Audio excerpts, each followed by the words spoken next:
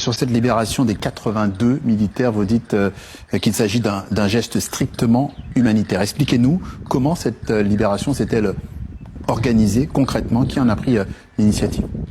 Oui, 82 prisonniers de guerre, j'ai précisé bien prisonniers de guerre des forces armées maliennes, ont été libérés par le Front de libération de l'Azawad hier de façon unilatérale.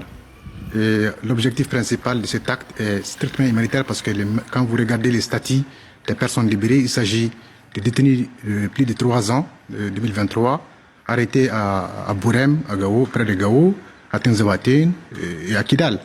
Et parmi eux aussi des personnes malades, des blessés graves, mais aussi des personnes souffrant de maladies plus complexes. Oui. Donc, certes, il y a une implication d'accompagnement extérieur, mais nous laissons à cette partie tierce l'honneur et le privilège de se déclarer. Vous dites unilatéral, c'est une décision qui a été prise de votre côté.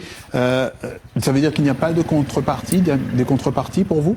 Pour l'instant, nous n'avons pas de discussion directe sur des contreparties. Nous l'avons décidé unilatéralement. Et c'est uniquement moins d'un tiers de l'effectif des prisonniers de guerre que nous détenons aujourd'hui. Depuis 2023, ça fait 82 sur 200 membres des forces maliennes détenus comme prisonniers de guerre. Donc ce sont des anciens prisonniers? Des anciens, mais aussi de nouveaux, dans des cas spécifiques qui ont été choisis sur des critères de vulnérabilité, d'ancienneté, mais aussi des cas portant des cas de situations sanitaires complexes. Donc vous nous garantissez que ce soir qu'il n'y a aucune contrepartie pour le FLA suite à ces Pour nous, libérations? il n'y a pas de contrepartie en tant que telle.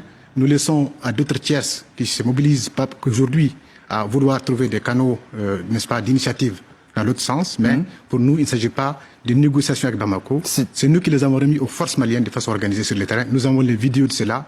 Et lorsque Bamako va persévérer dans sa dynamique de non-humilité, nous serons obligés de diffuser en détail ces informations sur la procédure. Vous parlez de tiers, justement, on parle d'une médiation via Alger, et puis il y a cette autre information qu'on évoquait hier aussi sur TV5 Monde. Un agent français du renseignement a été libéré, tout ça semble concomitant avec la libération de ces 82 militaires maliens. Ni la France, ni le Mali ne font de lien entre ces libérations, mais nous avons joint à Bamako un proche du pouvoir, un membre du CNT, qui lui fait clairement le lien entre ces libérations. De votre côté, je vous repose la question, avez-vous des informations sur ce sujet, sur les coulisses, sur un éventuel lien?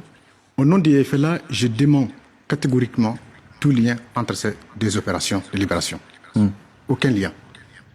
Par contre, si notre influence en tant qu'acteur imposant de la région a pu permettre à un citoyen français ou jamaïcain ou haïtien qui est innocent accusé à tort d'être libéré, tant mieux. Mais nous n'avons cette action n'a aucun lien avec quiconque d'autre. Il s'agit simplement pour nous d'une action unilatérale, souveraine, de libération des soldats détenus, n'est-ce pas, qui sont des prisonniers de guerre, non des otages. Parce que Bamako parle d'otages, il n'y a pas d'opération de libération, il y a simplement un geste humanitaire de libération pour démontrer notre bonne foi et dire que nous avons aussi, n'est-ce pas, la volonté de prouver que nous ne détenons pas les gens parce que nous avons envie de le faire, c'est parce qu'ils sont des soldats d'un acteur tierce qui nous attaque. Et voilà. Attay Ag Mohamed, tout simplement, pourquoi êtes-vous à Paris en ce moment? Est-ce que ça fait partie d'un processus diplomatique? Je suis de passage à Paris. Je ne suis pas qu'à Paris, je suis en tournée depuis quelques jours et je continue. Oui, effectivement, nous parlons avec tous les acteurs internationaux, pas que Paris. Mais ce n'est pas le but de ma mission.